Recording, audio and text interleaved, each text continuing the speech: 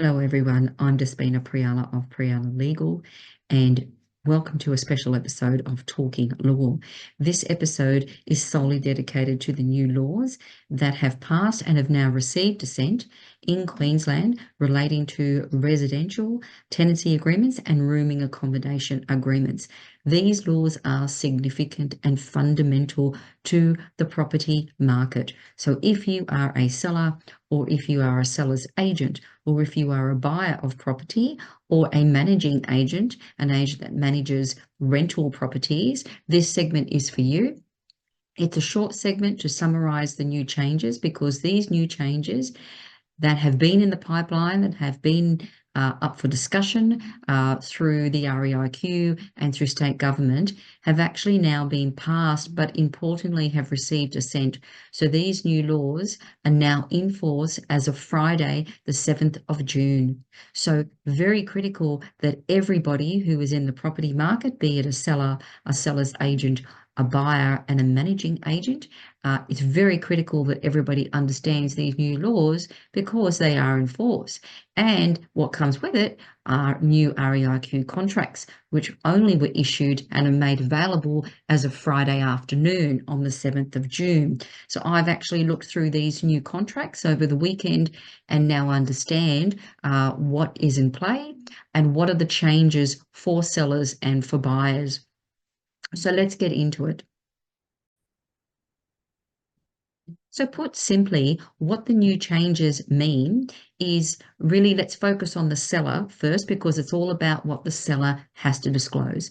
So in the new REIQ contract, if you are selling a property that either has a current tenant or had a prior tenant within the last 12 months, then you now have a greater obligation to disclose certain information to a buyer.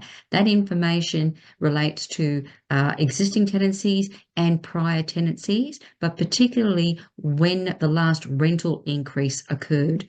So if you remember last year, we had new laws that passed in relation to the increase of rental for residential properties in a 12-month period. And those new laws meant that a landlord couldn't increase the rent any more than once in a 12-month period. And everyone would be aware of those new laws.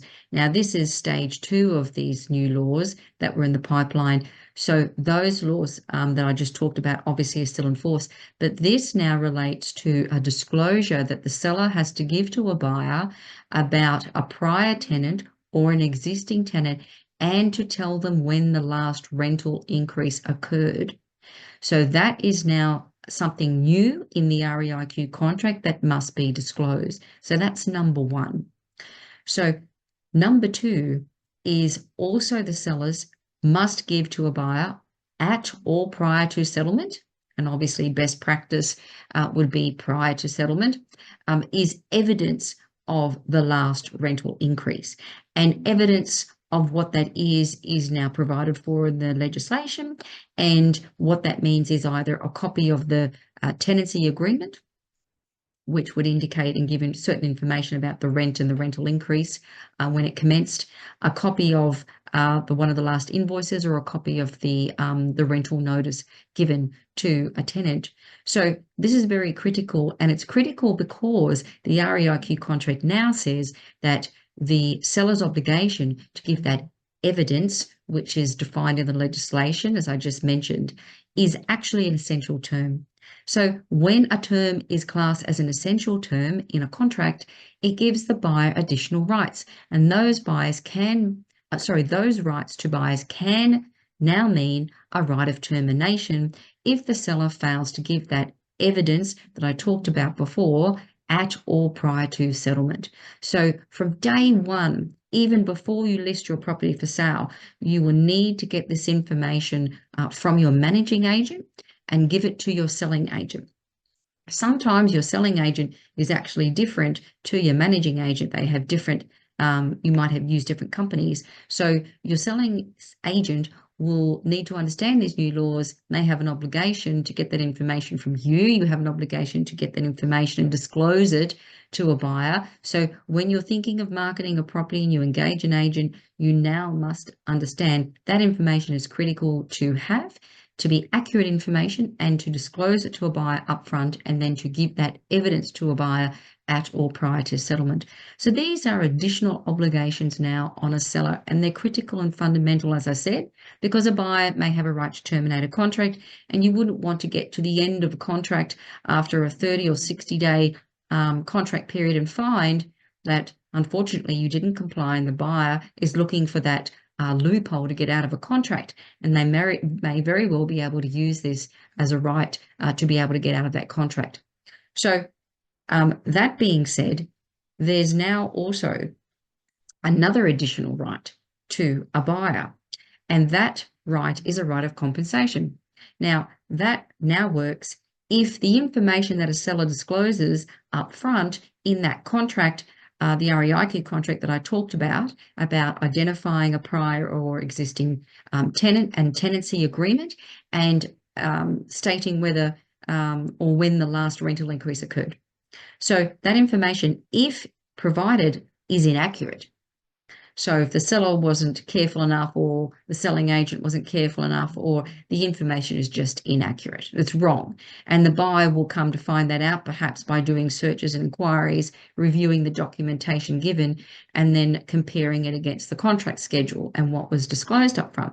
So if the information is actually inaccurate, what that does now under the new REIQ contracts as of the 7th of June, is to give the buyer a right of compensation. Now, that right of compensation doesn't allow the buyer to claim it prior to settlement, to withhold money from the settlement monies, to delay settlement. What it does is it allows the buyer to put their hand up and say, prior to settlement, okay, the information is inaccurate. I am reserving my rights to claim compensation, and that compensation claim can occur and can really only occur after settlement. But it's a matter of reserving your rights to do that prior to settlement. And then if you want to pursue that later on after settlement, you can for that inaccuracy. So these are significant fundamental changes. Now, part of these changes, there's another critical part, and that is this, that rental increases with a tenancy agreement now attach to a property. It doesn't attach to the tenancy agreement. So that's pretty substantial. It's never been seen before in Queensland. It's unique. And from my personal viewpoint, I believe these new laws have come in to try and curb and curtail the exponential increases in rent that has occurred over the last 2-3 years in Queensland, particularly in Southeast Queensland, for investment properties, and of course the rental crisis that we have and continue to have. Now, whether or not these new laws will actually be the answer to that ongoing problem, we won't know, only time will tell, but nevertheless we have to deal with them. So what this means is that if a buyer comes along and buys a property with an existing tenant, and after they settle on the property and they become the owner, if that tenancy agreement, say, only has 4 months left and to end, it expires, if the landlord then gets a new tenant, that new tenant will be subject to the previous rent and the increase in rent that would have already occurred in that previous 12 months. So I'll give you an example, and this is an example taken straight from the new legislation. So under a residential tenancy agreement with tenant A, rent has increased on 1st of November 2024. A new residential tenancy agreement for those premises is entered into with tenant B, and that commences on the 1st of February 2025. Under the new legislation, the rent cannot be increased until 12 months after the 1st of November 2024, despite a change in the tenant.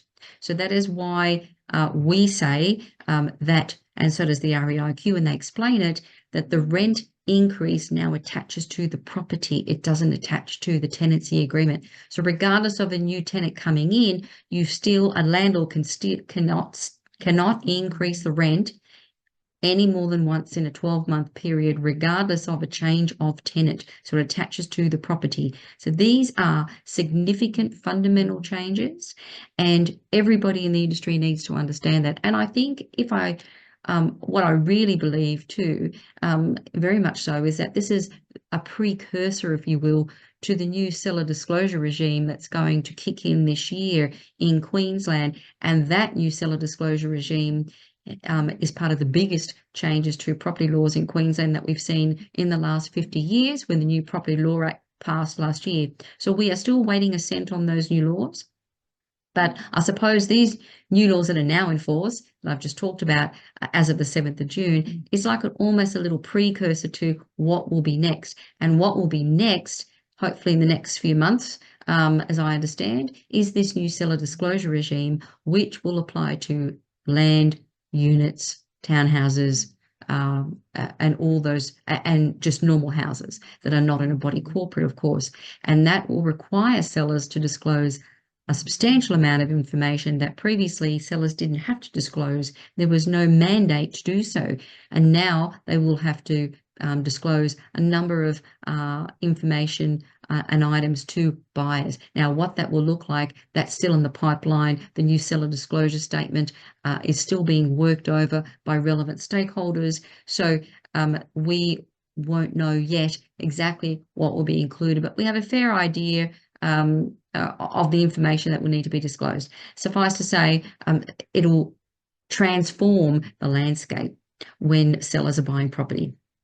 And query whether it'll be as simple as signing up a contract on a Saturday afternoon. I think what will have to happen, definitely, is that sellers and their agents will now have to be very well organised way up front early under this new seller disclosure regime that is yet to kick in, but it will soon, and to be ready early to have all the information organised up front to ensure they comply. Now, going back to these new tenancy regulations and laws that have kicked in with the new REIQ contracts, understandably, this is a new landscape, and there will be a transitioning phase, I suppose, for those agents out there, but you'll have to act pretty quick because the laws are already in force and there are new contracts in place. So I have read the new REIQ contracts. I am familiar with the changes. I understand them. And we are here to help those agents that we work with on a daily basis for sellers, but also any agent that wishes to work with us and obtain our assistance. We're more than happy to do that. We are a boutique property law firm on the Gold Coast. I'm a lawyer of 30 years in the industry and substantial experience and knowledge and expertise. So we are here to help, and if anybody wishes to reach out to us, the details are at the end of this segment and on our YouTube channel for Priella Legal. So please feel free to do that. I hope you've enjoyed this segment, which was a very special segment brought to you following the recent changes to the laws a couple of days ago in Queensland, and I hope that it has been quite valuable to you. Thank you.